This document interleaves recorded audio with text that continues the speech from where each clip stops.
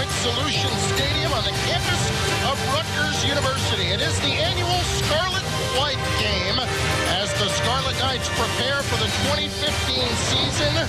It's Friday Night Lights right here on BTN. Good evening, everybody. Chris Carlin alongside former Rutgers great Eric LeGrand. And Eric, our first chance tonight to get a look at the Scarlet Knights and what they might appear to be in the upcoming season. I know. It's been a long offseason. I'm looking forward to see what this team has to offer now for 2015 and how they developed over the winter program. Well, it will be year 2 in the Big Ten. And year 1, it was an eventful one to be sure. It got off to a fantastic start, 5-1, including a thrilling win on the West Coast to begin the season. Then Rutgers ran the gauntlet with road games at Ohio State, the eventual national champions, and Nebraska, and it finished in thrilling fashion with an amazing come-from-behind win at Maryland and a bowl championship with a win over North Carolina. So now, what can Rutgers take, Eric, out of what they experienced in year 1 into year 2? Well, they need to take what the conference is called big. You got to get bigger players, stronger players out there. You got to get faster in this offseason. And they're also dealing now with a new quarterback in place, and you got to figure out who's going to be leading your team now down the field on offense. Well, the 2 leading candidates to take over for Gary Nova are Hayden Reddick and Chris Laviano. Laviano, the only one of the 2 with any game experience. And Laviano did have that game experience, which is going to be huge for him going into this year. And Reddick, he's going to have to take as many reps as he can get, and also mental reps, and get on that field to see so he can battle with Laviano going into the summer. Well, whoever it's going to be is going to have a tremendous weapon to throw to in Leonte Carew, an all Big Ten performer a year ago, second in the conference in yards per catch and total yards with well over 1,000. Leonte Carew is a special athlete out there. He catches the ball like someone I know, Muhammad Sanu, attacks it, has the vision to make people miss and get upfield, and he also has a little burst in him, as we saw, taking it for 70 yards, I believe, against Nebraska one game. Well, tonight, an opportunity under the lights for the younger players to show their skills and to show the coaches exactly what they can do and earning their playing time for the coming season. It's Friday Night Lights, the Scarlet-White game, coming up on BTN. Not a cloud in the sky, 53 degrees here in Piscataway for the annual Scarlet-White game. Rutgers getting a chance to see how some of their younger players have developed through the course of the last 15 practices. And you see our rules for tonight: 4 quarters with a running clock, except for inside the final 2 minutes of each half. There will be no kickoffs or punt returns. And Eric, an interesting twist this year, a punt catching contest for additional points in the middle of the 3rd quarter. They'll get both the skill guys out there and the big guys as well. I'll tell you what, Chris, I got to feel some of those when I was playing, and I enjoyed catching those balls at practice. I felt like I was going to be one of those kick returns, you know, put me back there like a LeGarrette Blount. Well, the 3rd member of our broadcast team is Joby Smith. He's down on the field with the head coach, Kyle Flood. All right, thanks a lot, Chris. Coach Flood, coming off a successful 8-5 campaign in your first year in the Big Ten. What have you accomplished in the first 15 days of spring practice? Well, we've got a lot of work done, and we got 14 in so far. We got one big one tonight, though, so we're excited about that. I think a lot of our younger players, guys who didn't play much last year, guys that redshirted last year, have really had an opportunity to take the next step, and I think a lot of them have, but we're anxious to see them do it tonight under the lights. Looking forward to that quarterback competition getting stepped up tonight? I think it will. I think anytime you come in the stadium and you put the fans in the stands and you got the TV cameras here, it just adds one more element that the quarterback has to deal with. And I think those 2 guys, number 5 and number 11, they're looking forward to this opportunity. All right, Coach, have a great game. Back up to you, Chris. All right, Joby, you can add one more element that might be a bit of a factor. As you can see, it's windy. It has been windy throughout the course of the day here in Piscataway right now. 18-mile-an-hour winds. We expect them to die down a little bit, but maybe a little bit more challenging for the quarterbacks to throw the football. It definitely is. You know, you got to see how much wind is blowing and how much pressure to put on the ball. So you might see, you know, in the regular game plan, a little bit more runs, but it is a spring game, so you want to get that ball down the field and see what your quarterback has. Now, Kyle Flood's philosophy in constructing the 2 rosters through the last few years as head coach has been primarily to put his starters on one team and his 2nd and 3rd stringers on the other team. So the majority of the starters are on the Scarlet team this evening, and the white team are mostly the 2nd and 3rd stringers. And he kept both quarterbacks who are fighting for that #1 job in Chris Laviano and Hayden Reddick, both on the team with the starters, because he wants to give them an opportunity to see what they can do with those guys. And I believe that's a smart decision. The more reps that you can get with the ones and the guys that you're going to be playing with out there with the ones going against each other is the better competition. You know, you may be going against second and third string guys, but being able to build a communication with the receivers and the tight ends and running backs is key. Chris Laviano got some opportunities to play a season ago as the backup, appeared in 5 games, and we will see Mr. Laviano first tonight for the Scarlet team. All the black jerseys, including the quarterbacks and the offensive linemen out there. For the offensive linemen, they're wearing black because they will play both ways as Laviano completes his first pass, and that's the tight end Nick Arcidiacono out across the 40-yard line. Laviano, an interesting guy.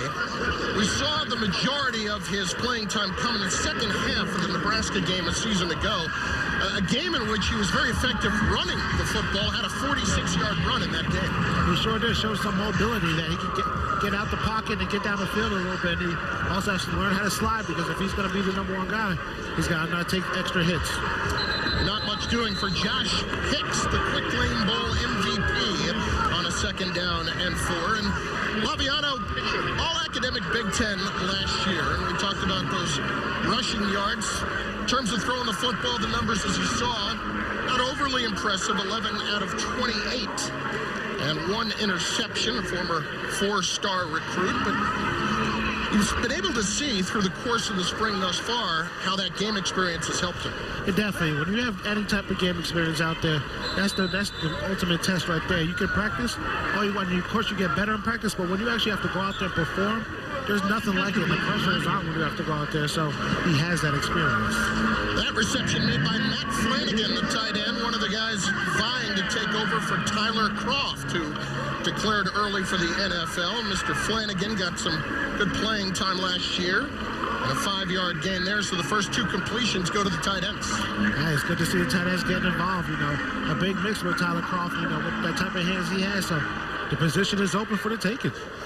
You know, Tyler Croft, waiting the NFL draft coming up, going to get an opportunity to get drafted and play at the next level. We'll talk more about Rutgers' success in the NFL throughout the course of the evening, but it's interesting with Croft and the guys trying to take over for him. You've got different style guys in Arcidiacono and Flanagan, and good blockers, and certainly they've got a pretty darn good running back in Josh Hicks, but several others as well to block for him. Yeah, he sure does, but it's nice to be versatile at that tight end position.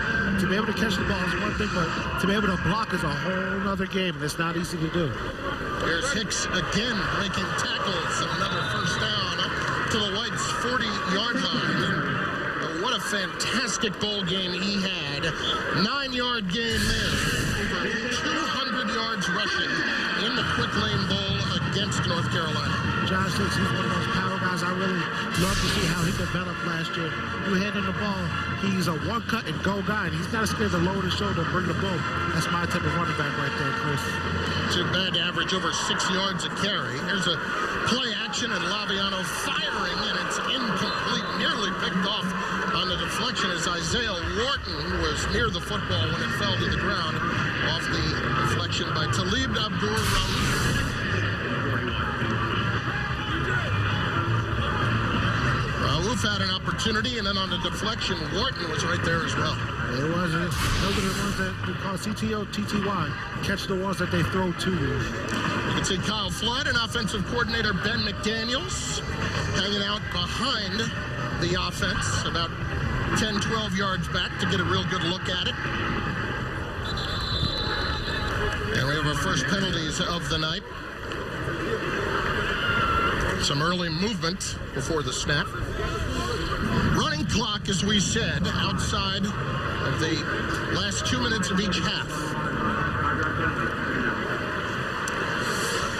Well, Ben McDaniels, in his first year as offensive coordinator, was the wide receivers coach a season ago, and got a chance to learn under Ralph Friedgen, who is now spending this year as an advisor to Kyle Flood after he spent 1 year as offensive coordinator, the former Maryland coach. And McDaniels a chance to learn under Coach Friedgen, but he's got the pedigree. He is the brother of Josh McDaniels, the offensive coordinator of the New England Patriots, the Super Bowl champs, of course. Nice reception. Catch is made out of the backfield by Raison Gross. And another first down. And Chris, as you brought that up, he definitely just being able to learn under Josh McDaniels and also from Coach Ralph Friedgen is huge. Being able to take that and bring that to the players and try to teach them and become a players coach and teach these guys, how to do the right mechanics, being able to work with them one-on-one, learn their personalities, I believe is a huge asset that he has in his arsenal. First down inside the 25. Laviano hitting Arcidiacono on the outside, close to another first down, depending on the spot. Arcidiacono, from a rather athletic family, to say the least. Yes. His cousin Ryan is a star basketball player at Villanova. And that family has produced many, many athletes, and Nick just the latest to start to show his ability. As we said, we did see him quite a bit backing up Tyler Croft, but Rutgers would use him in different ways, and it'll be interesting to see how versatile he is this year, as once again he will throw, and the ball is knocked away, and it is caught, in the back of the end zone for the score. That was Carlton Agadosi, who's had a terrific spring. He's another one of these guys that has to merge on to the season, Chris. He's 6'6" or 6'7" out there. He's going to have to be the one that go downfield, go up and get the ball. One of those quarterbacks' best friends when all things break down sometimes and you throw it up, you have someone 6'6" or 6'7". He's the guy that's going to have to go up there and get that ball sometimes when all things break down. I thought one of those two white jerseys in front of him got a hand on it and may have been deflected in, but Agadosi with the 16-yard touchdown reception, a guy that Rutgers is certainly looking to step up as they add the point after Scarlet takes the 7-0 lead. Agadosi has terrific size at 6'6" and 210, and we talked about Leonte Carew, the wide receivers on this team. There's an awful lot to work with here. Janarian Grant not playing tonight. Neither is Carew, for that matter. Andre Patton has gotten an awful lot of playing time. Agadosi, John Simis has really progressed very well, and he broke out a bit last year, and Ruhan Peel back with the team this year. You have a lot of guys to work with now. It's time for these guys to show up and to see who's going to be able to go alongside of Leonte Carew. Janarian Grant had a great year. I'm looking forward to see how he's going to turn out for his 2015 season. He's more of a smaller, more elusive guy, but he has, enough proof that he can catch the ball and be that big third down type of receiver that they're going to need. So the White gets the football for the first time. So he said no kickoff, so it'll be from their own 35-yard line. And Robert Martin gets the carry, trying to bounce it outside, but loses a couple of yards back to the 33-yard line. The quarterback for the White team will be Giovanni Riscigno.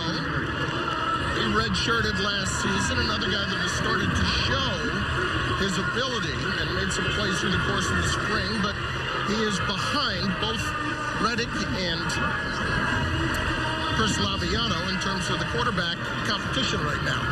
He may be behind in a third-string guy right now, but you never know. An injury can happen. Crazy things happen during the season. It's a long football season, so you have to have all your guys ready and get as many reps as you can mentally and then when you get these chances in the game. So a second down and 12 for the Whites. Again, it's Martin, stood up by Stephen Longa after a gain of a couple.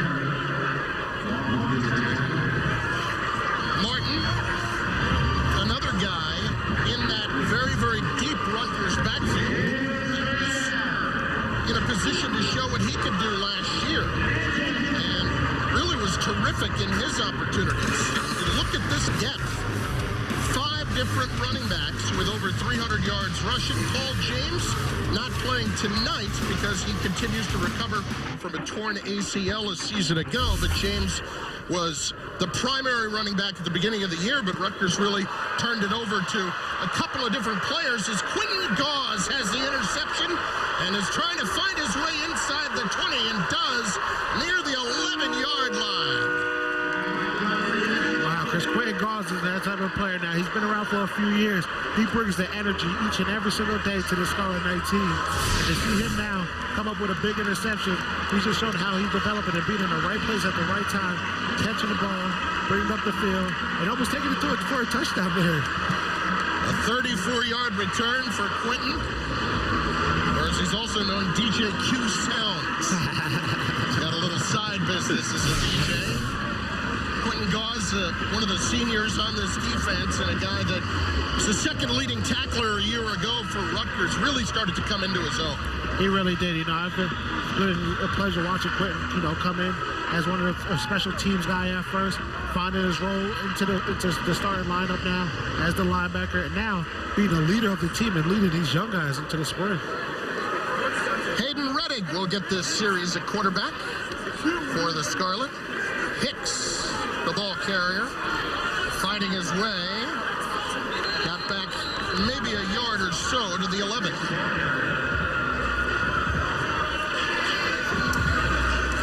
So Hayden Rettig under center for the first time, and this guy's an intriguing story in that Rettig, as a transfer from LSU, originally from Los Angeles, California, Cathedral High School. He was a parade honorable mention All-American, played in the U.S. Army All-American Bowl, came on campus last summer and spent the majority of the season sitting out, as we know, on the scout team. But, boy, you can see where he has ability throwing the football as he completes this. And once again, it's Agadosi. This time is down near the goal line, but just short inside the 1. That's another way that Carlton Agadosi is developing, being able to go across the middle now, not just only being a deep threat with his size. If he can go across the middle now and then being able to go challenge against those linebackers, he wins every single day. I'll take Carlton Agadosi over any linebacker any day. So it is a 1st and goal for the Scarlet inside the 1 with 3.5 left here in the first quarter. And some movement. A false start. And if you're Kyle Flood, that is not what you want to see in a 1st and goal situation at the 1. You cannot kill yourself when you're in the red zone, especially on the 1-yard line. You're ready to walk into the end zone. Now, your play calling changes a whole lot when you're at 1st and goal at the 1 than when you're at 1st and goal now at the 6. You saw that look on the head coach's face. I think that pretty much said it all.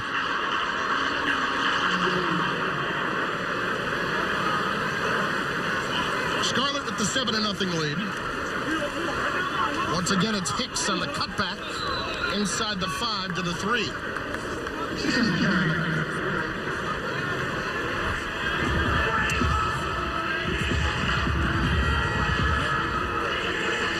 We told you the offensive line playing both ways tonight, primarily because, when you say both ways for both the Scarlet and White, I should say, well, the numbers are a little bit down in terms of depth right now with some injuries here in the spring. Chris Muller, starting right guard from a year ago, started 25 straight. Not in there tonight. Hicks on the toss. Just short once again. Looks like it's once again inside the 1-yard line. Chris, as you mentioned about the offensive line not having a lot of depth right now, this is what happens when you play the game of football. You have injuries, and when these younger guys now that get a chance, those 2nd and 3rd string guys, these are the reps that they have to take in the game situation, because when summer comes, push down to the penalty, you don't know if you're going to get those same amount of reps like you do in the spring. So it's a 3rd and 1. That's Andre Patton in motion. Hicks straight up the gut, and he's in for the Scarlet score. So Quentin Gause's interception produces more points for the Scarlet, and they have the 13-0 lead. Just a regular old power play right there, guard pulling, and Josh Hicks lowering his head, getting through a hole and finding a way to find the end zone. for the first time for him tonight. Kyle Federico on for the point after. And drills it straight through. With less than a minute left in the first quarter. The Scarlet with a 14-0 lead. Well, a terrific story in this Rutgers program. Certainly the character of the young men that it has produced over the last several years. And one guy that graduated about 10, 11 years ago is a guy by the name of Ray Pilch. And he is a police officer in Piscataway. And he was a guy that Greg Schiano brought in and was a fullback, a tight end. He also played center, kind of did whatever you needed to do. And as we said, now a police officer in Piscataway. About a month and a half ago, Ray, that young man right there, was called as a first responder to a 911 call to someone's house in Piscataway. A 3-month-old baby was non-responsive, and he was one of 2 officers that helped revive the baby, and all was just fine. As once again showing what greatness our first responders really possess in their character and everything they do to make it happen. Absolutely, because just seeing something like that and hearing that story, I'm sure it will stick with him for the rest of his life and everyone he gets to share that with. Well, Ray Pilch honored, and you saw the head coach shake his hand just a moment ago. We're at the end of the first quarter. Friday Night Lights on BTN, and the Scarlet with a 14-0 lead over the Whites.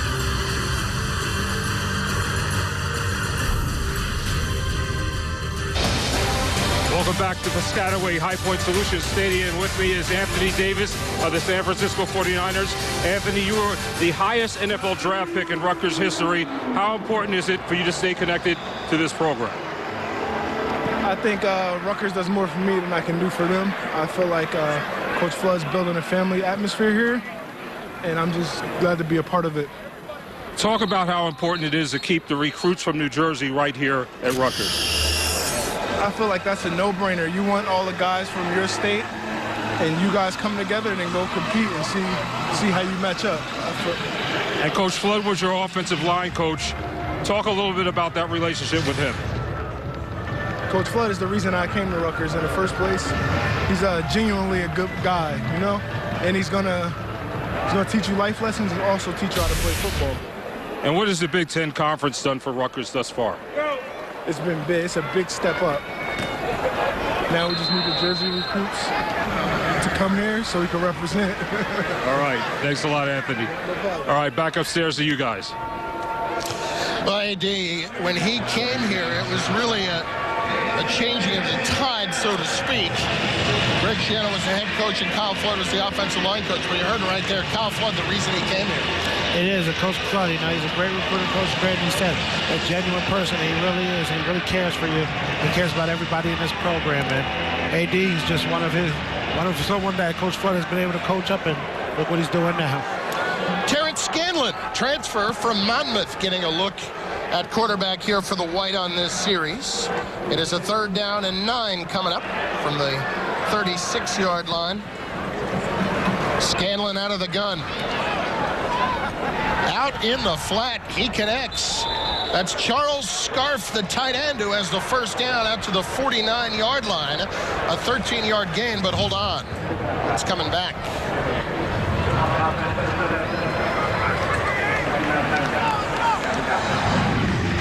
The holding penalty will bring that back. And once again, you see the face of the head coach not looking too pleased after a penalty as that wipes out a terrific 3rd and long conversion. Exactly. These are the plays that coaches always write down on their pen usually and bring it back in the film room. When you have a 3rd and 8 situation and you convert, and then you get a holding penalty and it brings you back to a 3rd and 18, and it changes the whole game, the scheme of things. Scanlon out of Red Bank Regional High School. In his year at Monmouth, was an All-Northeast Conference academic performer. And on the screen, it's Justin Goodwin out of bounds at the 32-yard line, but still well short of the first down on 3rd and a mile. Steve Long a little bit shaken up, and You can see him flexing that left arm after the 10-yard gain. That's certainly not something you want to see. Absolutely not. That's not one guy. That's one guy you cannot lose out there. He's a veteran out there. Been there for a while. Looks like he landed on his left shoulder a little bit the wrong way, man. Maybe he's got a little stinger, but he's coming out the game now.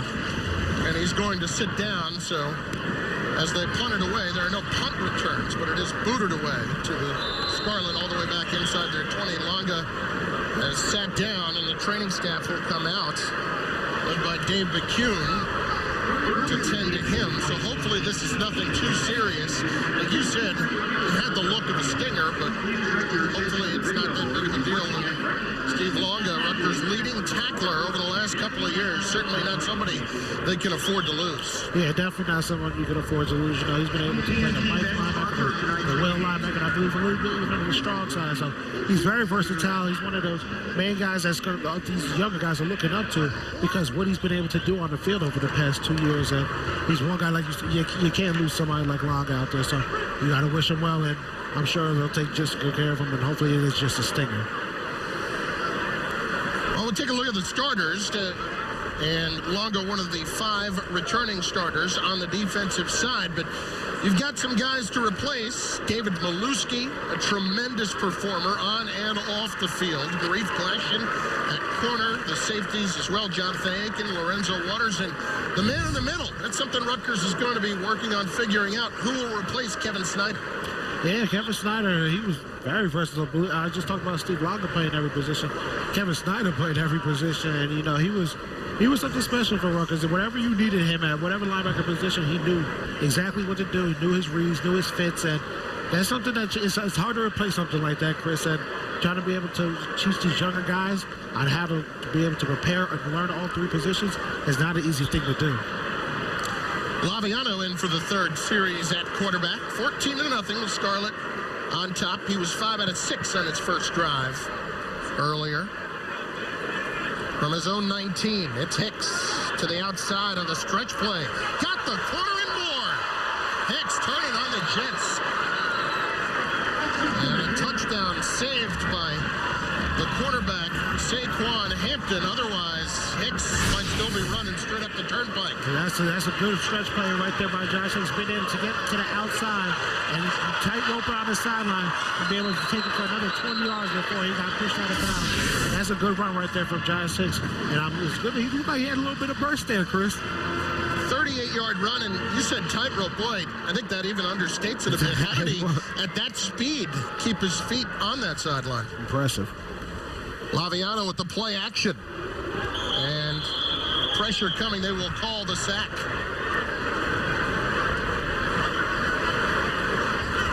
I'll tell you what, Chris. One thing as a defensive lineman, even though it's your quarterback, you still always wish you could get a little hit in on them, especially when you're right in front of his face. Smart decision right there, not hitting him because you know that's going to be in the future. But as a defensive lineman, you love getting a little hit on the quarterback. Credit Eric Waith for that sack. Again, no hitting the quarterback. The redshirt freshman from Egg Harbor Township, Milford Academy, former tight end in high school as well as defensive end. And that's a loss of 10 yards. Hicks to the near side across the 50. Gets a small chunk of it back. Brought down by Brandon Russell, one of the guys who will compete in the middle of that defense, and Sam Blue as well. 5-yard gain will leave the Scarlet with a 3rd and 15.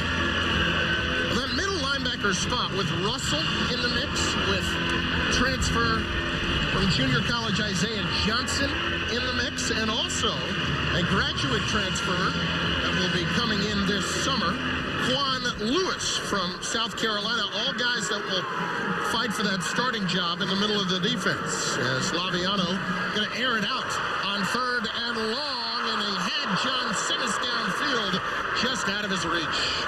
Just right out of his reach. Those are passes that you have to make, but thank God it's the spring, so you can get those kind of connections. You can kind of feel on how many steps and how much you want to put on that ball.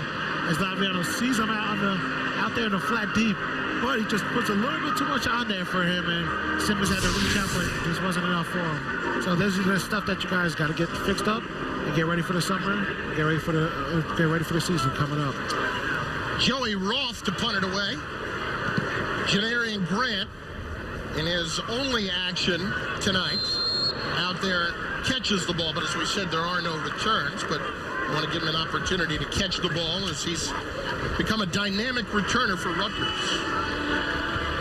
Well, BTN has you covered for spring football as our experts break down the Rutgers spring game as well as tomorrow's full slate of action on the Big Ten Spring Football Report tomorrow at 10 Eastern on BTN and BTN to go. Let's check in downstairs with Joby Smith standing by with Rutgers defensive coordinator Joe Rossi. All right, thanks a lot, Chris. Joe Rossi, you got a season under your belt as defensive coordinator. What did you learn week to week from the Big Ten last season? Well, I think the thing we saw was the impressiveness of the offensive line and the running back. So getting an opportunity to have that for a year, get that experience, get some of our younger guys to understand what it's going to take in terms of their offseason preparation, it was very valuable. Darius Hamilton and Quanzel Lambert, leaders on that defense. Talk a little bit about the other guys that you're counting on that side of the football. Julian Penix-Audric is doing an outstanding job for us. Kamoko Toure rushing for us at linebacker, Stephen Longa. And then we got a bunch of young, exciting guys in the secondary. So I'm looking forward to seeing them in action this year. Such a challenge trying to stop those great skill position players on the other Big Ten teams. They rushed for a lot of yardage against you guys last year. How do you resurrect the defense and get them going? They're working hard. I'm excited. You're going to see us do a great job this year in that regard. All right. Best of luck, Coach. Appreciate it. Thanks. All right. Back upstairs to you guys. All right, Joby, that defensive line, it looks like it's going to be another strength for this football team. And a strength, I should say, for another year. It's been really dynamic over the last few years. And we'll take you through just the sheer numbers that Rutgers has at that position in a moment as Justin Goodwin is dropped in the backfield by Dre Boggs from the quarterback spot for a big loss. Boggs, a guy, is a sophomore, got playing time as a freshman in 10 games and moved to defensive back last summer. Snipped that out. Sure, and as everyone knows, if you play defense at Rutgers, you play that corner position, you got to be ready to hit. You got to come up and there's no little soft play, let the guy go out of bounds. No, you have to be aggressive and sometimes set that edge and take down that big lineman or sometimes the running backs. Here's Giovanni Rescigno throwing downfield. It's knocked away. Anthony Chaffee at the safety spot. We'll talk more about that in a bit. Knocking it away, but this defensive line, you've got some guys who are shifting around a bit. You heard Joe Rossi talk about Julian Penix-Audric. He's moving inside some to the 3 technique, Eric. And also Quanzel Lambert is getting a look at nose tackle right now. Yes, he is. You know, he's learning how to now take out that double teams down low. It's not always the glory position, but a lot of stuff, it all starts with up front, especially in this defense with the nose guard, taking out those double teams and freeing up those linebackers so they can run freely through the holes and make those tackles. Another punt for the white team, and it also all starts with that man, Darius Hamilton, not playing tonight, but boy, what a fantastic player he's been. He comes from great lineage. His father, of course, Keith Hamilton, the former New York Giant. And since he arrived 3 years ago on the Banks, he has been nothing but a dominant player. He really has, and he's getting better and better each year. Learning under Coach Scott Malone, who got to play with 52 starts, and now you got Darius Hamilton with 38 straight starts in the games. You know, he's a special player for them, and he's now teaching these young guys these techniques. And I love watching how he's been able to progress over these years and becoming a man. At first, you see him as a boy making mistakes, and now his technique is perfect, his key, and now he's getting to go out there and just letting ball loose out there. It's not worrying about the techniques anymore. It's all natural to him. He's becoming very disruptive, as you see him teaching people right there on the sideline. That's Julian Penix-Audric he's working with a bit. And Hamilton, it's not often that you have a returning captain as Matt Flanagan makes his second catch of the night to the 48-yard line. But you do have that unique situation of having one of your biggest leaders on this team coming back and not only teaching the younger guys, but just in that leadership role, exceptionally important. And he and Leonte Carew will both be in that spot. Exactly. It just shows you the hard work and dedication that he's put into his craft and being able to be looked up as a leader as a junior and now going into his senior year. You know, that doesn't come around too often. That's big time for him, and I'm sure a lot of guys lean on him. First down right here as Robert Martin is thrown on the scarlet jersey. Hayden Reddick throwing left and nobody in the vicinity. And Matt Flanagan was closest as we approach the 2-minute mark. Now keep in mind, it will be a regular game clock inside of 2 minutes. In other words, it will stop on incompletions, moving forward and out of bounds and such. So it'll be interesting to see if Kyle Flood wants to maybe get a little 2-minute offense going here. Exactly. That's why you put it at the end of the half, so you get those 2 minutes going into the halftime or at the end of the game. Get some practice as you're going to need those in the future, and I'm glad that they're getting to do this. And now, under the lights, too, the pressure's on here, Chris. Reddick 2 for his first 3 and throwing the football. A 2nd and 10 from his own 48. It's Martin. Only a couple. Kevin Wilkins, the big nose tackle, one of the guys to help blow up that play. You plug it up right in the middle now, sets him up right here for a 3rd and long. And these are the situations that you want to see a quarterback get. 3rd and long. How they handle this situation now. 1:15 left on the clock. See if he can be able to convert a first down here and keep the drive going, or they're going to have to punt and try to flip the field and take it into half on with the score at 14-0. So the Scarlet calls a timeout. Well, the schedule is certainly going to be a challenging one. Rutgers opened up 2014 on the West Coast, and Washington State will return the favor on September 12th after Rutgers opens up with FCS Norfolk State. Of course, Penn State on September 19th in prime time in Happy Valley.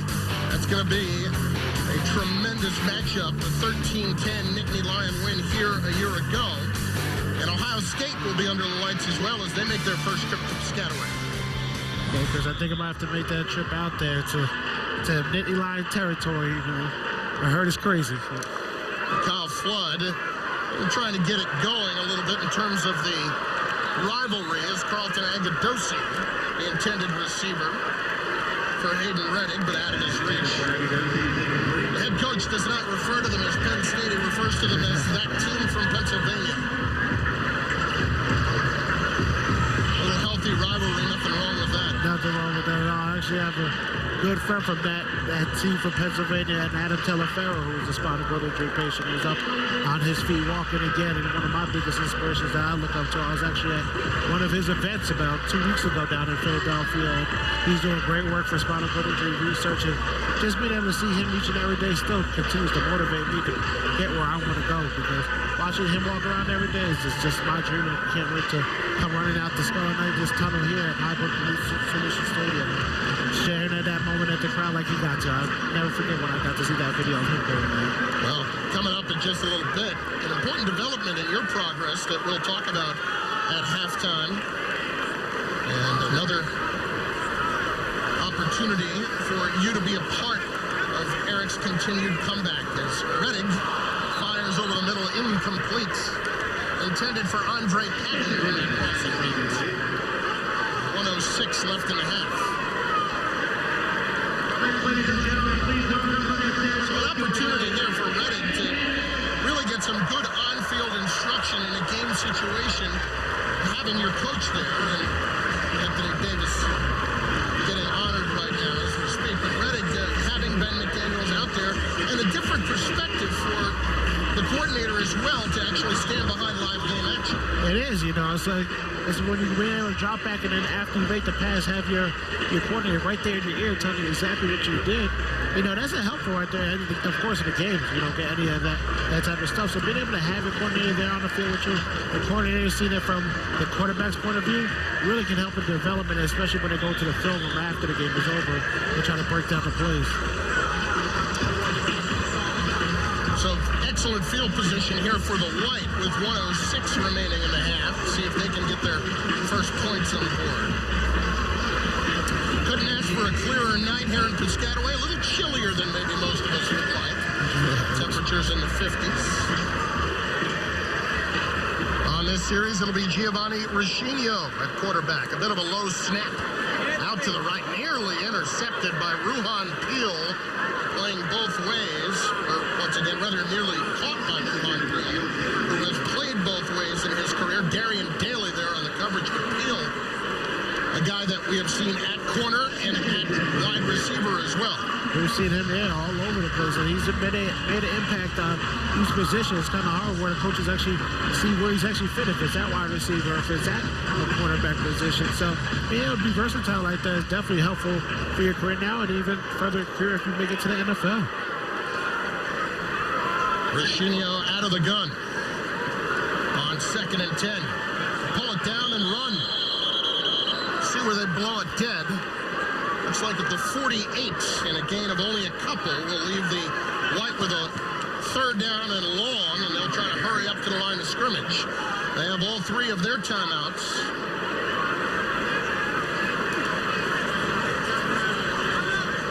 That's Peel in the slot right, and now they're going to have to waste one of the timeouts, and they wasted probably about 10 seconds off the clock in the process. Yeah, right there. Right there, you have to get up there, get to the line. You know, you have your crosses, so you have to look to the sideline and see what the coach is calling. When you have him right there behind you, it's a little bit even easier. So right there, there's really no excuse for not being lined up or not knowing where to go. Riccinio, a redshirt freshman from Warren, Michigan. And it's interesting, you know, there's always been that imprint. You heard Anthony Davis talking about the recruiting in the state of New Jersey. That footprint has expanded a little bit with entry into the Big Ten. It definitely has, you know, being able to, of course, go out and recruit players, but you want to keep your Jersey guys home here in Jersey and try to build what he said. Why don't you match up all your Jersey guys and go up against those Ohio States, go against those people from Wisconsin and Nebraska. That's what you want to do. And now Coach Flood is trying to build that culture around the program and keeping these Jersey guys home. Because I'm not gonna lie, Jersey got some great football, Chris. They really do. It's Colonia High School, Purdue Shoe. Not too far away. Right down the road, Chris. Only 20 minutes away from home. Nothing like staying home playing here in Jersey. On 4th down, the White going to go for it from the 48-yard line of the Scarlet with 31 seconds remaining here in the half. A 14-0 lead for the Scarlet. Here's Riccinio stepping up. Over the middle, and it's caught by Vince Matthews inside the 30 to the 25-yard line. And that is a gain of 23 yards and a 1st down with 23 seconds left as they'll hurry it up. And Riccinio will spike it. That was a good pass right there from Riccinio, dropping back, being able to look down the field, see what he has open, read the coverage, and catch Vance Matthews deep over the middle, and be able to convert on that play now. As you see him dropping back here, reading the coverage, dodging, see him coming across the middle, pushing the safeties, and now you put yourself in position for either a field goal on attack, or now you can even try for a few shots at the end zone here with 20 seconds left. Matthews, primarily a special teams player over the last few years. This time he was looking for Peel in the near corner of the end zone. Incomplete. Double coverage. With 15 seconds left in the half.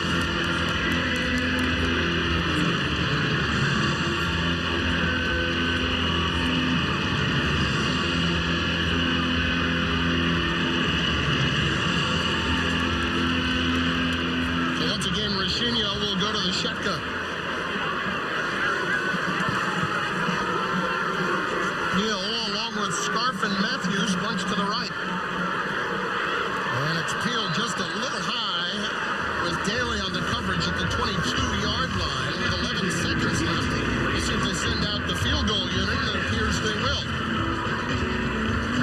And as I said, that big conversion last 3rd down is what sets them up now for this field goal position try. And be able to get 3 points on the board before you go into halftime. For the White, it will be David Bonagora, redshirt sophomore from Ramapo High School in Franklin Lakes, for a 41-yard attempt. The holder is the punter, Joey Roth. Good snap. Kick on its way. No good. So, an opportunity for Bonagora to show what he can do, but unfortunately could not convert as the half has come to a close. The Scarlet with a 14-0 lead over the White. Still an opportunity in the final 30 minutes to show what they can do under the lights in live game action. A couple of dynamic offensive plays so far. More on the way. Halftime here in Piscataway. With a 14-0 lead, and they got on the board by virtue of Chris Laviano with a strike to Carlton Agudosi. Great drop back, good read. See Carlton Agudosi in the corner of the end zone, finding him splitting between two people, getting him in for a touchdown. Quentin Gauze with an interception on the deflection and a 38-yard return. That helped set up the second touchdown of the night for the Scarlet. Josh Hicks going right up the middle, started off with a penalty, but able to get it back inside the 5-yard line and get the touchdown. And then Hicks bouncing outside with a big run, another 38-yard run. This one on the offensive side for Hicks. That was one of the most impressive runs that he's shown so far, and it's good to see how he's continuing to develop in his game, being able to tightrope that corner and being able to get up the field and show a little bit of the burst. 125 yards of total offense for the Scarlet in the first half. As we said, these teams are structured so that the starters are primarily on the Scarlet side. Yeah, having the starters, on the one side, you build the camaraderie with your players, and you go against the 2s and 3s. It's still good competition, and the 2s and 3s are going to go against the starters. So if you want to show yourself and prove yourself, you're going against the starters right there, and you want to make yourself known on film. There's a perfect opportunity. Well, we are just less than a week away from the start of the 2015 NFL Draft, and over the last several years, the draft has been very good to Rutgers, and Rutgers, for that matter, has been very good to the NFL. We heard from Anthony Davis earlier. Of course, Devin McCourty just rewarded with a rather handsome contract. He wins a Super Bowl championship, 17 interceptions in his career. Mohamed Sanu, back in 2012, making such a terrific impact with the Cincinnati Bengals. And then 2013, 7 players drafted. It really is showing the development of what Rutgers football is all about and continuing to get people in the NFL. Recruits always love to see, am I going to make it to the NFL? If I go here, will I be able to make it and do it? You see these guys are making it in the NFL and also being able to prove that they're going to be NFL veterans and going to be there for a long time and having Hall of Fame careers as Devin McCourty is right now and Anthony Davis, and we'll see about the rest of them now. All right. 14-0, the Scarlet leading the Whites in the annual spring football game here at High Point Solution Stadium in Piscataway, New Jersey. Chris Carlin alongside former Rutgers Scarlet Knight Eric LeGrand, and this October marks 5 years since you suffered the catastrophic spinal cord injury against Army just up the road at MetLife Stadium. And Eric, you've been such a big part of this university's football program and the fabric of the school for such a long time. A couple of years ago, got the ultimate honor of having your jersey retired, and you still get to see that number 52, especially at night, lit up. It's great to see, when I'm sometimes just coming up here, driving down 18, and being able to see that number 52 lit up into the crowd is just like, wow, that's truly something amazing. And I still can't thank the program enough for everything they did. You think the birthplace of college football, and my number is the only one ever retired here. It's just truly I can't even, put it into words how thankful I am for that, and just being able to see it each and every time I come here. Well, it was an opportunity for Rutgers to really honor everything that you have meant to them when they did retire it back in 2013. Even Coach Flood was out there at halftime during the ceremony. But you continue to progress, and your motto has always been one word, and that's believe. And this week, an important development for you in terms of your continued progress to get back on your feet. Yeah, every now and then I like to update people on what I'm doing in therapy. And as in therapy, I was leaning forward. I had my arms on my legs, and when I'm down there, I'm now able to sit myself back up, which I was never able to do, and bring myself back up to an upright position. I was always working on trying to sit up, and I would get stuck and fall down. As you see in the video, I would pause for a second, but now these back muscles are actually helping me sit all the way back up. And my therapists were actually very shocked when they first saw it. They're like, wow, do it again. And I was doing it at that time in therapy. I'm like, I need to get this on video. I need to update everyone to show that, I'm still working, I'm still grinding over here, and things are happening. And you continue to support the Christopher and Dana Reeve Foundation, Team LeGrand, and in just a couple of weeks, the 5th annual A Walk to Believe here at Rutgers. Yes, it's going to be our 5th annual one. We have our walk here. We actually added a 5K run this year, too. and it's, to raise money for spinal cord injury research and to find a cure for this. And anyone who wants to sign up or even donate, you can go to www.awalktobelieve.org or www.teamlegrand.org and just be a part of this and help get me out of this chair one day, because I'm working my butt off to stay healthy and grind and get whatever I can back, but also waiting for that cure. Boy, terrific to see your progress. And, boy, you've been such an inspiration to so many, and we appreciate you and everything that you have meant here at Rutgers. Thank you, Chris. I appreciate that. Well, we've got a second half of football to play. The spring game here at High Point Solution Stadium, 14-0. The Scarlet with the lead. Scarlet leading the white here at halftime. Started the third quarter just a few moments away. And Kyle Flood entering year 4 now at the helm here in Piscataway, and has taken Rutgers to a bowl game in each of his first 3 seasons. He is the first head coach in Rutgers history to accomplish that. Co-Big East champions back in 2012, and this past year, year 1 in the Big Ten. Boy, there were plenty of highs for this team to experience, Eric, through the course of the season, and Coach Flood has continued to be a very positive, energetic force on this team. He really was, and I remember him always talking about how close that team was last year. And then at the beginning of the year, everyone predicted them maybe win 3 games or 4 games. He truly did not believe that. He didn't get any of the players, and they ended up 8-5 as he would go 1-game season, so 8 one-game wins and 5 one-game losses, but he found a way to put those guys together, and they had, I believe, a magical season for their first year in the Big Ten. Well, you talk about memorable wins. There were plenty of them, and it started at the beginning of the year. Their first ever Big Ten win. And Kamoko Ture with a blocked field goal, giving Rutgers the win over Michigan, 26-24. And Eric, down 35-10 at Maryland. They came all the way back in the second half, and they knocked off the Terrapins 41-38. I will never forget that game. Being at home, I had to watch that one, and I remember seeing the first half, and it was like, what in the world is going on? And that second half, it was incredible, the biggest comeback in Rutgers football history. And at the Quick Lane Bowl, a sheer dominant performance over North Carolina, 40-21, but the score wasn't even that close as Rutgers came away with that 8th win of the year by virtue of the bowl championship in Detroit the day after Christmas. A 5-1 start, but then you ended up facing the eventual national champions on the road. Follow that up the next week with a trip to Nebraska and Wisconsin.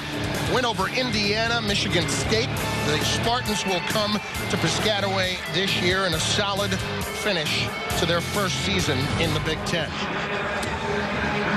So Kyle Flood getting the opportunity to get his younger players a chance to play under the lights for the first time. Some of those players who redshirted a year ago just presented his annual spring awards, in which Nick Arcidiacono was honored by the Frank R. Burns Award. That was given to the player with the most extraordinary display of mental and physical toughness. J.J. Denman on the offensive line, the Mark Mills Award, and Saquon Hampton with the Douglas Smith Award, the most improved defensive player. So Giovanni Rescigno on first down, tosses for Justin Goodwin, and nothing doing as the Scarlet defense wraps him up for a 3-yard loss. Yeah, that's not how you want to start off on offense right there with 3-yard losses coming into the scene now. If he can lead them back now for trying to get it back on pace. If you start off with negative plays on offense, it's hard to get what you want going on with your game plan. Rescigno's only completion tonight, a 25-yarder. A converted on 4th down and long. Rescigno to throw again. It's Matthews, who he connected with earlier for that reception to the 42-yard line. Let's take a listen to Coach Flood as he coaches his team live on the field during game action after that 10-yard gain. 3rd and long 2. Let's go, man. Let's go.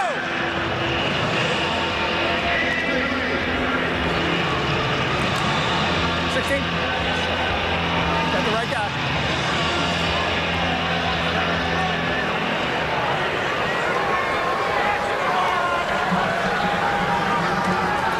Get it there! 3 techniques to end the 7. 3 three techniques swung the center. Hunt it! Hunt it! Hunt it!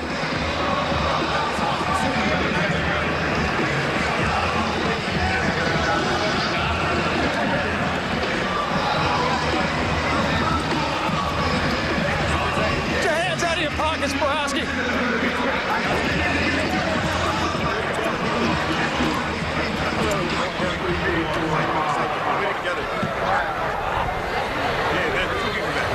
There you go, one. Hey, Jerry.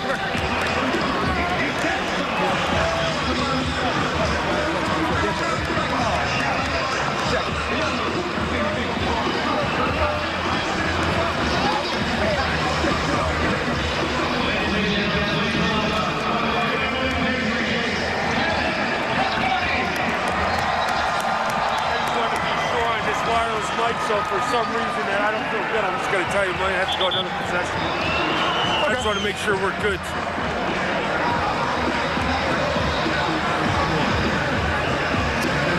That was Will Gilkison, who is the chief of staff for Kyle Flood, telling him about some wireless mic issues that they might be having on the sideline. But always neat to listen in, and you heard him on that third down and short. Saw what happened with the three-technique tackle, as they say, Eric. Hey, goodness, he's noticed it right away. That's what coach is doing. And, you know, watch. I like to hear the three-technique flip in the center. That's my type of thing right there. Chris Laviano hitting Andre Patton for a 14-yard gain. And to clarify, for those who don't know, the three technique is the tackle that lines up outside the shoulder, rather on the outside shoulder of the guard, right? Yes, the outside shoulder of the guard. And if he's getting into the center, which means he must be crossing the center and being able to get by him pretty quick. So some type of line stunner or something must have been going on there. On first down, Robert Martin on the carry across the 40 and has nearly 9 yards to the 46. Martin, as you can see, has donned the scarlet mesh jersey over his original white, as players from both sides having to change teams based on how much Coach Flood wants to see and how much their position coaches want to see in terms of their production. Martin with 5 yards a carry as a freshman. That was pretty darn impressive a season ago. It really was. All those running backs are impressive, and Robert Martin was one of the main ones, and you can see that he's getting a lot of reps today, so the coaches want to see what he can do. And the more reps you get, it means the more that they want to see what you can do out there. Laviano going for the home run ball, and Carlton Agadosi wants a flag, and he'll get it. Agadosi down at the 10-yard line was trying to come back and fight for the football, but he couldn't quite get there. Lasaud Austin downfield on the coverage, the freshman early enrollee from Queens, New York, in Campus Magnet High School. Carlton Agadosi showed what speed and length that he had on that play. He had him beat for a good 2 yards, but the ball was just a little bit underthrown, and Carlton had to come back, but he drew the flag on the play, which is big to get a first down. So that will give the Scarlet a first down at the 39-yard line of the White with 10 minutes to go here in the third quarter. Agadosi is one of those guys that they really need to step up this fall and become somebody they can rely on offensively. He really is, and he's going to get comparisons to Brandon Coleman, who was another 6'6" wide receiver. There's Martin, but he fumbles the football inside the 10-yard line. And it's recovered by the Whites. Now, Chris, that is something you cannot do. You break out for a 35-yard, you're walking into the end zone, or carrying somebody into the end zone, and you lose the ball. That's one of the ball is the program, and you fumble the ball going into the end zone cannot happen. Huge momentum change right there. You go from scoring a touchdown to now giving the other team the ball, and now they're possession and have the momentum going down the field. And that was Austin, who a moment ago was called for the penalty, but he makes up for it by forcing that fumble. It was recovered by Isaiah Wharton, but Lasaud Austin quickly making up for his earlier mistake.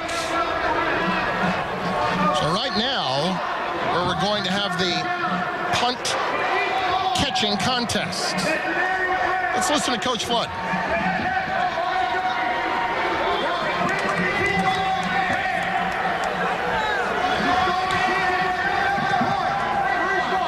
coach addressing the crowd, explaining what's going on. So what will happen is they will have one skill player and one lineman from each team. And if the lineman catches the ball on the attempt of a punt coming out of the machine, as you see, the lineman will get 10 points for it. The skill player will get 7 points for each ball they can catch together. Janarian Grant was back and could not catch the second ball. So the skill players have to try to catch multiple balls at once. So the Scarlet gets 7 points out of that. Up next, it's Dre Boggs, catches the first one. I like this, Chris. Bring a little entertainment to the crowd. I like it. Boggs able to hold on. He's got 2 now. Here comes the third. Got the third down inside the 10. That's 21 points so far for Boggs.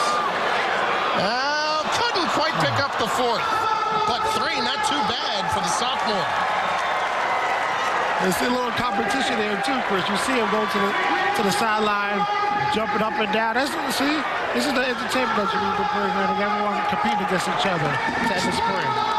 So Boggs is doing it for the white. So now here comes the lineman. It's Keith Lumpkin for the Scarlet. Let's see if the big fella can make the catch. Only got to catch one, and that's worth 10 points. Here it comes. And it goes right through the arms of Lumpkin. Oh, he will not hear the end of that one tonight. He's definitely not going to hear the end of that one. Right through the arms, through the legs. I bet you was bragging that he could catch it before, too, Chris.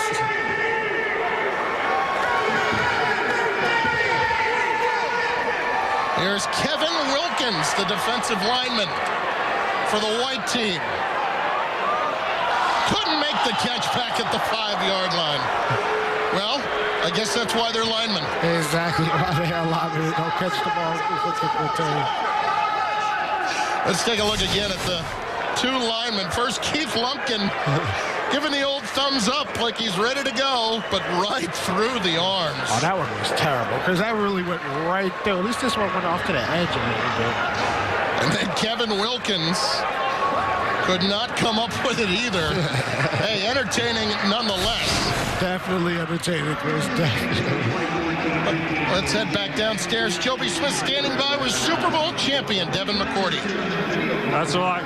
Oh, my God. These guys are having a lot of fun out here. They don't realize how hard it is to catch a punt. Yeah, it's not easy. I've never done it. And when I first got to New England, they put me back there. I went 0 for 4, so that was the last time I ever tried to catch a punt. Devin, you won that Super Bowl with New England. Talk about what that feeling was like for you and your teammates. Oh, it was incredible, especially for me and a bunch of the other guys, being there once before and losing and just having that sick feeling just stay with you forever, and to get back there and actually win it, it was an incredible feeling. You really can't explain it, and it's one of those things in life you wish you could just go back and live it over and over again. But it's truly a once-in-a-lifetime type of thing, and hopefully maybe not for me. You're a captain on that team and a leader. What does it take for you to keep these guys motivated and stay on track to possibly repeat? Just the hard work. I think we have a group of guys that just love the process. Going in, starting the beginning of the year, right now, especially on defense in the secondary, where a lot of people don't expect us to play well. And I think that challenge of going out there and competing and knowing that, knowing what we have in our room, that we can go out there and have a good season and maybe repeat, again. And I think that's a challenge. That's not easy, but, any group of competitors will love that challenge. All right. Thanks a lot, Devin. And keep up the great work. Thank you. Appreciate it. All right. Back upstairs to you guys. Devin and his brother Jason just could not exemplify more what Rutgers wants its football players to be about, and both have had tremendous success in the NFL. Devin just winning a championship, and as we said, got a rather large payday as well this offseason. And both of them had a rather large payday in the past few years, and they totally deserve it. Everything that they represent, what they're about, and also with their foundation, tackle sickle cell, they're also into charitable into the community. I believe they're both up for the Walter Payton Award for both of their teams this year in the NFL. So it's just showing us what Rutgers men are about and representing them the right way. Right? They were. Devin, of course, with the Patriots. Jason with the Tennessee Titans. As Terrence Scanlon has the completion to Vance Matthews, but short of the first down at the 16-yard line, and the White will punt it away, although they do have now a whole new ball game because they have tied it up by virtue of Dre Boggs and those 3 punt catches together. Sure did.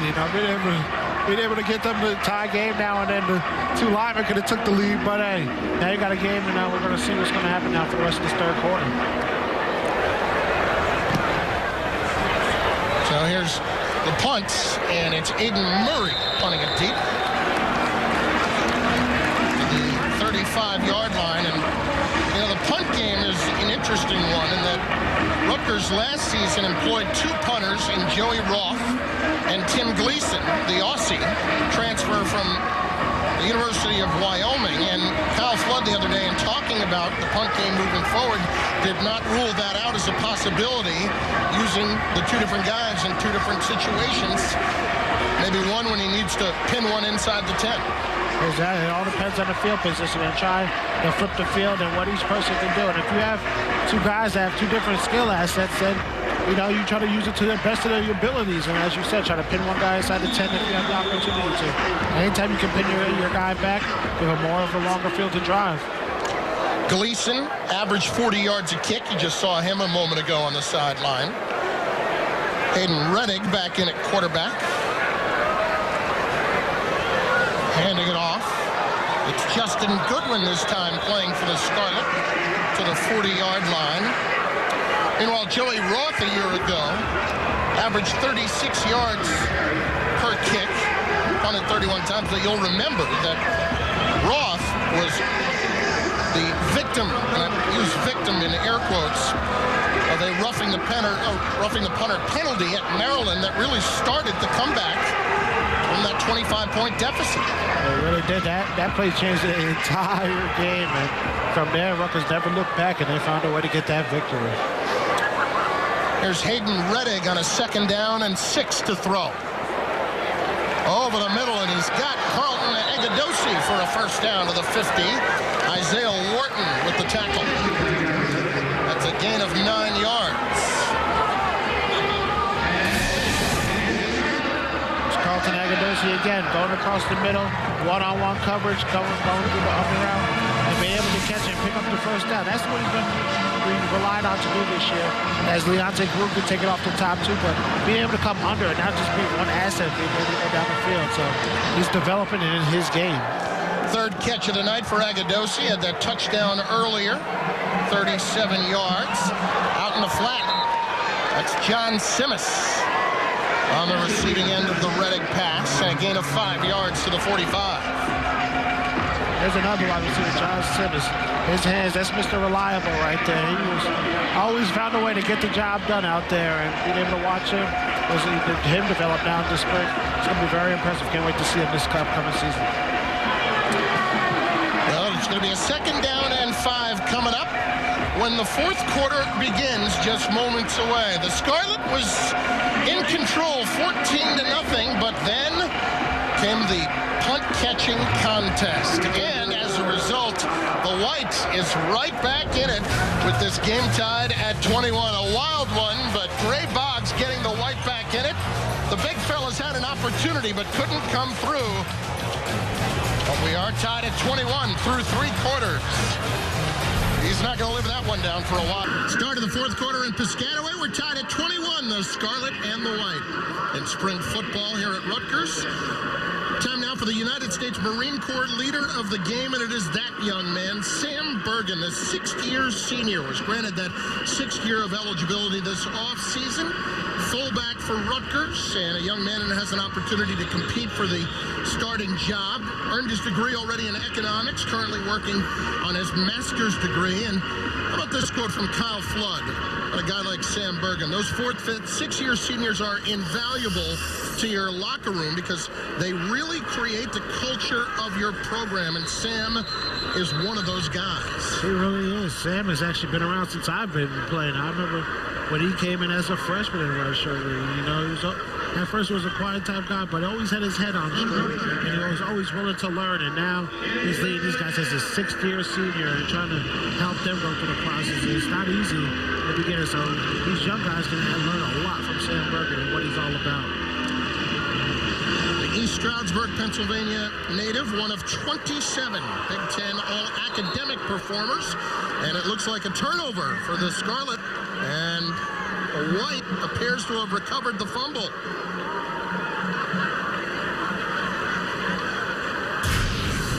Looked like a fullback dive here, just miscommunication on the handoff, and White jumping right on top of that. Raison Gross coughed it up, so the White gets the football back from the diamond to the field and everywhere in between. We keep you up to date on all the happenings in the conference this week in the Big Ten, Sunday at 6 Eastern on BTN. So early in the fourth quarter, the White gets the football back with an opportunity after they were down 14-0. Being tied back up. Giovanni Ruscino will be at quarterback, as he has been most of the night. Terrence Scanlon has gotten 2 series for the White. And early in this game with that 14-0 lead, thanks to that punt-catching contest, they've been able to come back, the White has, and tie the game up. Chris Carlin alongside former Scarlet Knight Eric LeGrand, Joby Smith on the field tonight here in Piscataway for the annual Scarlet White game. They call it Friday Night BK Lights. Ruscino at quarterback tonight, 2 out of 9 for 35 yards. This is a big opportunity right here for Ruscino. You got the game tied up. You're maybe one of the third or fourth string quarterbacks, but this is your opportunity to shine right here. First, the number ones out there on defense, and show this. So you want to make this a little competition too. This is your opportunity.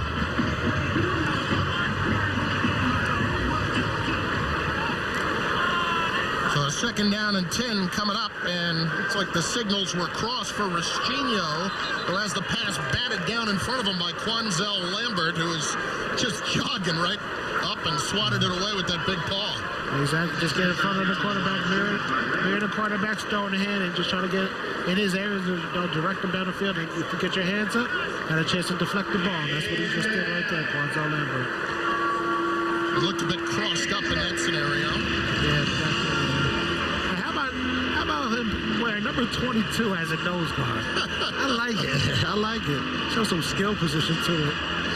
They made that move earlier this spring. Still play some rush end as well, but that was a guy kind of similar to you in moving positions. Came here as a middle linebacker, moved to the rush end spot, and now getting some run at the nose tackle spot. There's Ruscino. They're going to call him down on a sack as Ruhan Peel made the catch downfield, but it didn't matter. Ruscino would have been down, and a loss of about 4 yards. That was a good job on the D-line right there, mixing up with a little games, sending the defensive tackles up the field for contain and bringing the ends underneath and mixing up the linemen a little bit and able to get the sack as Ruscino stepped up into the pocket. So the White will punt it away. This time it will be the Aussie, Tim Gleason, to kick.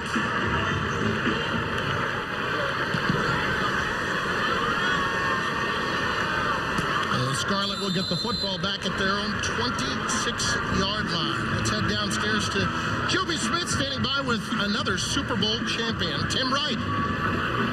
Tim, so important for charity work, and you guys are doing a great job with that.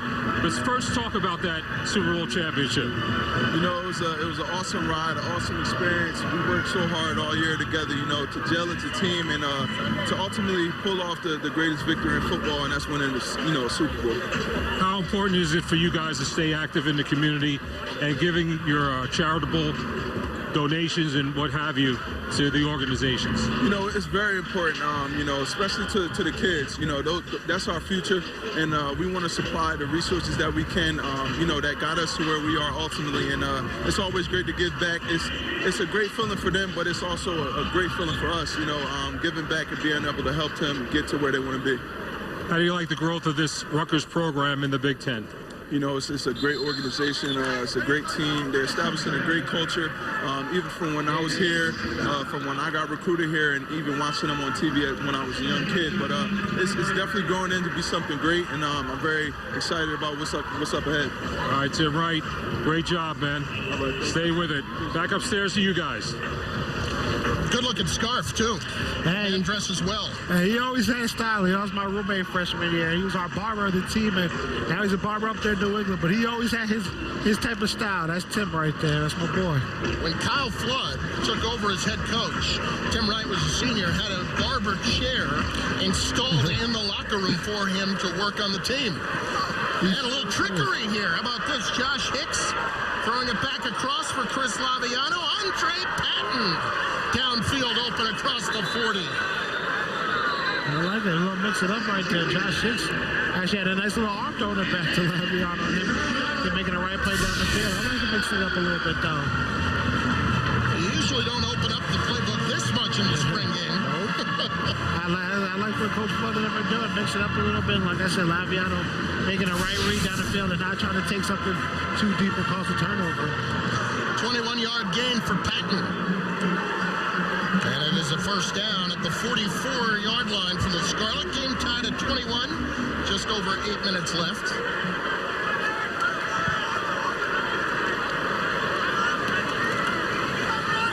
Laviano on play action.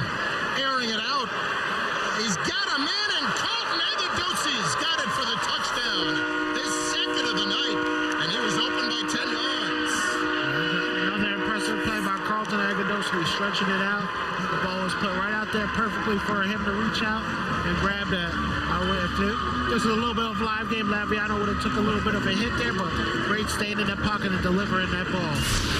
56 yards on the score, and tell me about the placement here. You said right in stride. Right in stride, as I said. That's developing the communication all spring long, and now they have to keep that communication going into now to the summer and be able to work in the bubble and work, you know, when you got that time off and be able to develop it. Just keep on doing that so you can do that during the regular season. There's the point after, and the Scarlet now with a 28-21 lead. How about these numbers for Chris Laviano? 8 out of 10, 140 yards and 2 touchdowns tonight. Agadosi, 4 catches, 91 yards and 2 touchdowns. Well, one area that Rutgers has always had some depth in, defensive backfield. And there's been some shifting around in terms of positions, but a couple of big additions as well. We saw Blasson Austin earlier. Kai Hester, transfer from Miami, sat out last year. He could get a good look at safety. Dre Boggs, we've seen tonight at corner. How about Anthony Chaffee? He's moving over to safety as well. Maybe an opportunity for him to get back to his roots. He was a safety in high school. Take advantage of the ball hawking skills he has. He definitely has ball hawking skills, and watching him play corner, you know, you see that he can cover people man on man, and now putting him back at the safety so he can see the whole field, he can really find a hole there and be a problem with the force of that secondary where they really need somebody back there, you know, after losing. I know, like a Lorenzo Waters who's been here for feels like 15 years, and now he's finally got it. Well, Zane Campbell, who just transferred from Division III Wesley College, was the man who was beaten for that touchdown, so he's getting a little indoctrination into FBS competition. Incomplete pass right there on the little shovel from Terrence Scanlon. But as we said, transferred from Wesley College, where he was a starter and just joined the team a couple of weeks ago as a walk-on. Played the last 2 years down in Delaware. I guess that's his welcome to Division I. Always got to get a little welcome round. So you want to come up here with the big boys? Well, then have to play with the big boys also. Well, the White with the running clock and 5:20 left. Try to get something going offensively as Scanlon fires right and completes it to the 40-yard line. Hassan Austin with a nice tackle. And a little bit shaken up on the outside. Is the receiver who made the catch, that being George Baer, the tight end. Redshirt freshman from Cottage Grove, Minnesota. And he's a little bit shaken up as Dave McCune and the Rutgers training staff tend to George. BTN has you covered for spring football. Tomorrow, it's a look at Michigan State in the green and white game. And then at 4, we'll take you back to Madison to check out Wisconsin. Spring football tomorrow, starting at 2 Eastern on BTN and BTN to go. They continue to work on George Baer. Hopefully nothing too serious for the tight end. Let's take another look.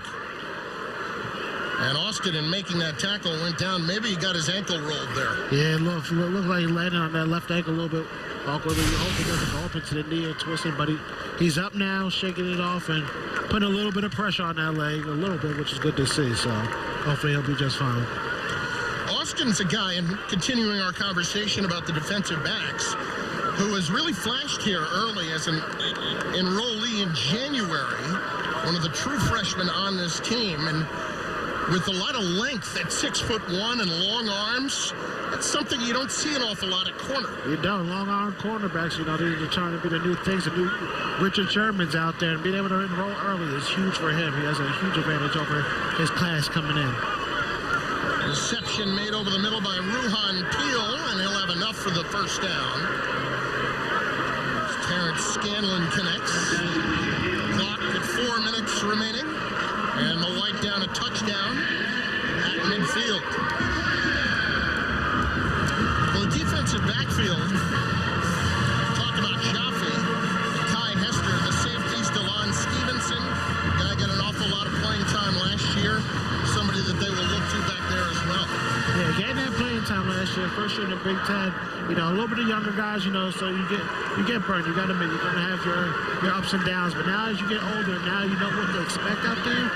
Your expectations, you have to now grow and have to get better, develop. And very good to see as you keep that tight-knit group together and as they all grow and learn together. Justin Goodwin, 6 yards for the junior from Madison, New Jersey. 3 career 100-yard games. And talking about defensive backs, Goodwin a year ago started the opener at Washington State at cornerback because of Rutgers' great depth at running back and injuries in the secondary. First series of the year had an interception. He sure did. He had an interception. It was fun watching him return that backward.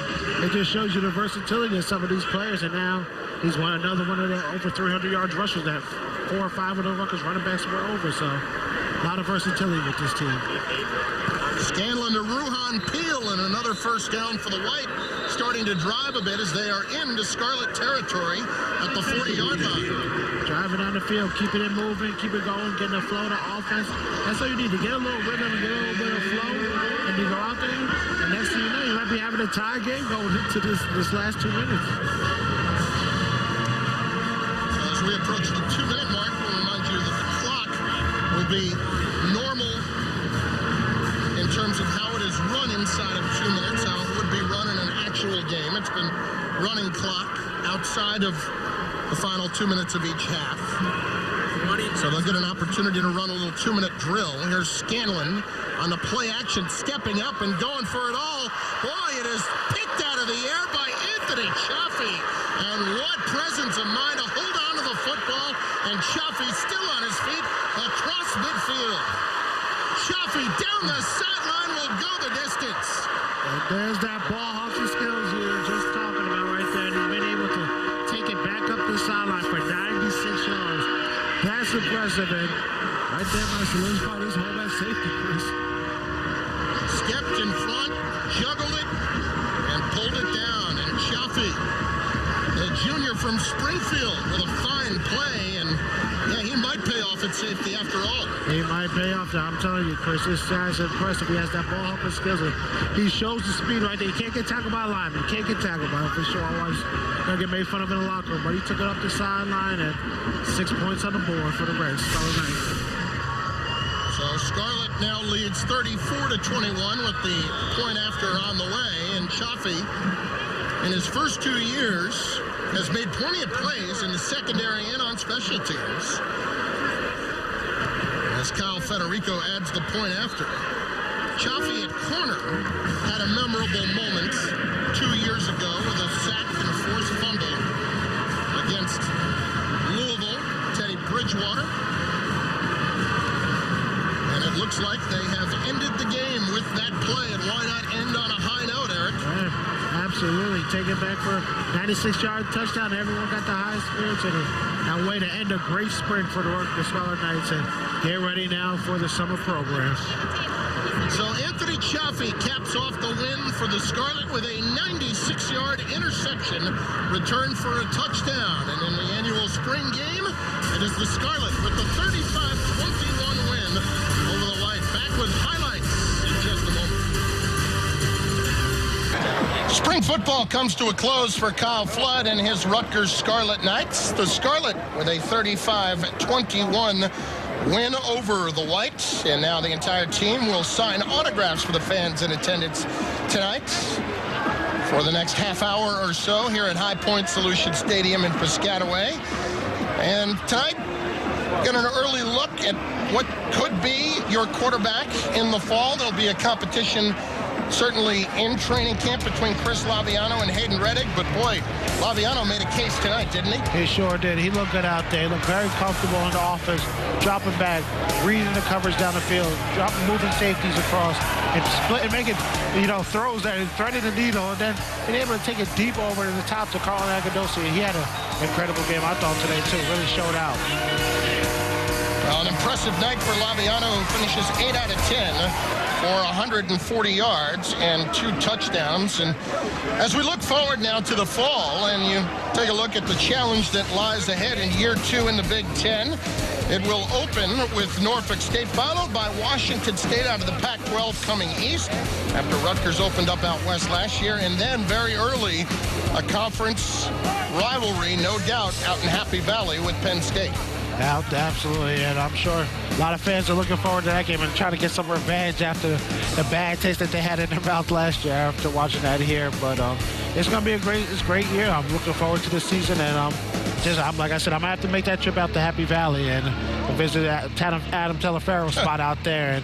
And that's just going to be a great atmosphere, I'm sure. Ohio State, Michigan State, both coming here to Piscataway along with Nebraska, and at the end of the year, the Maryland Terrapins will make the trip up north on 95. Now, as you look forward, your key players for the coming season, Chris Laviano, as we talked about what he did tonight, he could get an opportunity to be the starter if he can beat out Hayden Reddick. And, of course, on defense, it's about Kamoko Toure, who as a redshirt freshman showed incredible flashes of brilliance as a pass rusher and on special teams, but he needs to become an every down lineman as well. Yes, he does. He's really working hard, in between sessions, weight room sessions, and practice on becoming that first and second down type of defensive player, because he has all the pass rushing skills. Those are there, but you also have to be able to play the run, because there are 2 parts of this game, and he's going to develop into something special if he keeps on working hard, singly by himself, and also with a lot of these coaches.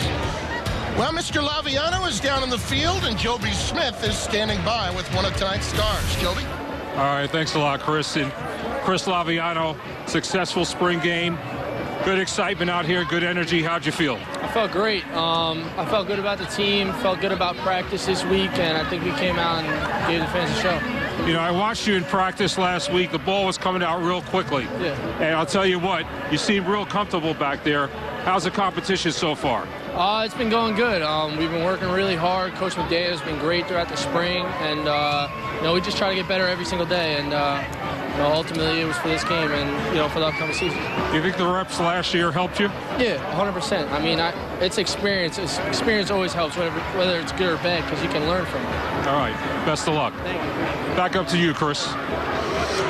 Well, that experience, we certainly saw what he can do in terms of throwing the football tonight. And last fall, we saw what he could do in terms of running the football as well. The redshirt sophomore from Holy Trinity High School, Glen Head, New York, out on Long Island, had a terrific run against Nebraska, and certainly a terrific athlete. We'll see if he can win the job this summer. Let's go back to Joby standing by with the head coach. All right, Coach Kyle Flood, you had a lot of fun out here. Crowd was really energetic, and boy, did you see a lot of good football out there today. It was exciting. This day has really become a celebration of the Rutgers football family. And to see the players out here playing with the kind of heart and spirit that they played with, and to have the fans in the stands, that we had a great crowd, and all the NFL alumni that came back today, and all the other alumni from our football program that came back today to witness it. It was just a great day for our football program. You get a good snap focus of what you got out there on the field offensively. You look at your quarterback situation. Any closer to making a decision? I don't think so. I think we're going to need some time and have to give both of them, whether it's Hayden or whether it's Chris, the opportunity to go through the summer program to see how much better they can be when we start practice 1 in the fall. After coming off a good spring game, I thought both guys operated well today. You and I talked about this quickly. How important is it for a team in the Big Ten to learn how to get over losses quickly and move on? Yeah, win or lose, you got to be ready to turn the page. That next game is coming, and in the Big Ten, it's a good football team you're going to be looking at across the field. So the ability to turn the page, that kind of mental toughness, mental maturity, it's critical. We had it last year. We got to make sure we build it this year. All right, best of luck, Coach. Thank you. All right, back upstairs to you guys. Thanks very much, Joby. And Kyle Flood certainly encouraged by what he saw tonight. As Joby asked him, no closer to a decision necessarily on the quarterback, but he's got to feel pretty good here moving forward into the summer and eventually training camp at the end of July. Absolutely. You try to come out of spring as healthy as possible. You have your certain position battles that you're going to have to talk about with your coaches and decide on who's going to get what, how many reps, and when they're going to get these reps. But overall, a good spring for the Scarlet Knights, and it's good to see how Laviano and Redding both look comfortable in the pocket. And that's your main position right there, the quarterback. Who's going to be leading your guys down the field? And just very excited to see what's coming up for the fall, Chris. So Friday Night Lights ends with a 35-21 win for the Scarlet over the White. That does it from the birthplace of college football, Piscataway, New Jersey, as Rutgers 2015 spring football wraps up. Coming up next on BTN, football in 60 between Michigan and Rutgers. So for Eric LeGrand and Joby Smith, I'm Chris Carlin saying so long. This has been an exclusive presentation of the Big Ten Network.